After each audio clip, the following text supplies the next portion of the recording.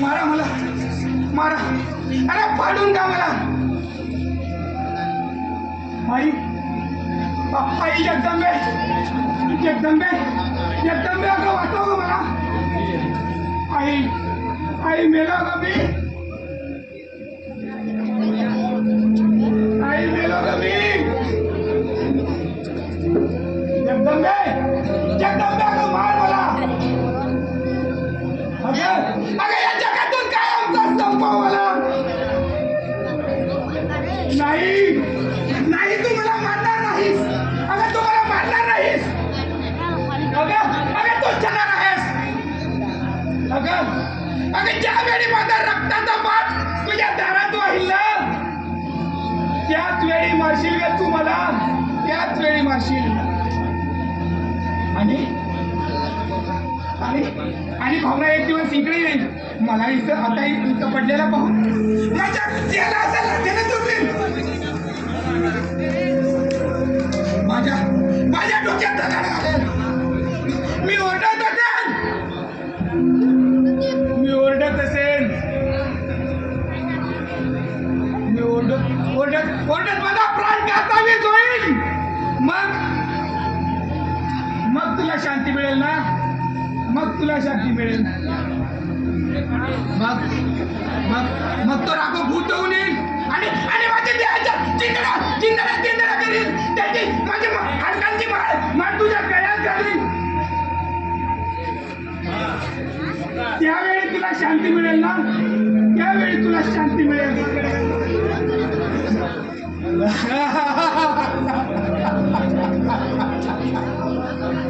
नाही अगं मी मरणार नाही.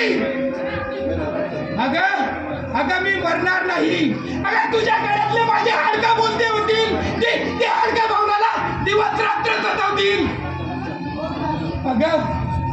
अगं ज्यानं माझ्या जीवावर कोणी ठेवलं त्या विजाला अन्न करून मारतील. अगं अन्न करून मारतील ग. पण नाही, माझ्या विजाच्या आत्म्याला मी त्रास देणार नाही. तो माझा देव होता. पण तू देव नाहीस, तू देव नाहीस. अगं तू डोळ्यात झाकलेस, अगं तू डोळ्यात झाकलेस. अगं आई 8 दिवस झाले माझ्या पोटात अन्नाचं कण सुद्धा नाही.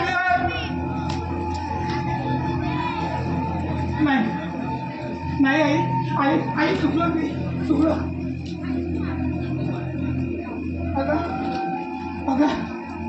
अगं आई तू मला खायला घालणारी आई आहेस. हे तोंड तुझ्याबद्दल आदलाय वांगाळ बोललं. हे तोंड मी आज ठेवणार नाही आई, हे तोंड मी आज ठेवणार नाही.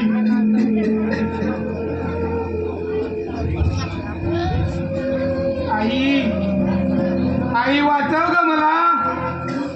अगं या जगातून काय होता संपव मला.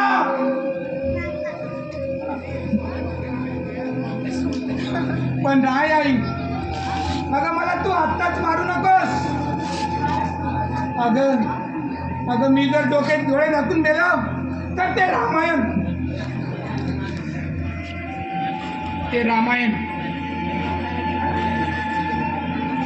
आई अगं आठवतो का तुला तो गेल्या 2 वर्षाचा इतिहास. अगं तो तुझ्या दसऱ्याचा दिवस होता, तो तुझ्या दसऱ्याचा दिवस होता ग आई. कारण त्या दिवसापासून माझी ग्रह दशा फिरली. मला माणसातून उठवलं. अगं मला भिकारी केला, देशोधडीला लावला. कसं मला देशोधडीला लावलं, कसं मला भिकारी केलं. ऐकायचंय का ऐक तुला, ऐकायचंय तर मग ऐका माझ्या जीवनाची कथा. आणि तुम्हीच न्याय निवाडा करा. तू न्याय निवाडा कर आणि तुम्हीच ठरवा की अपराधी कोण.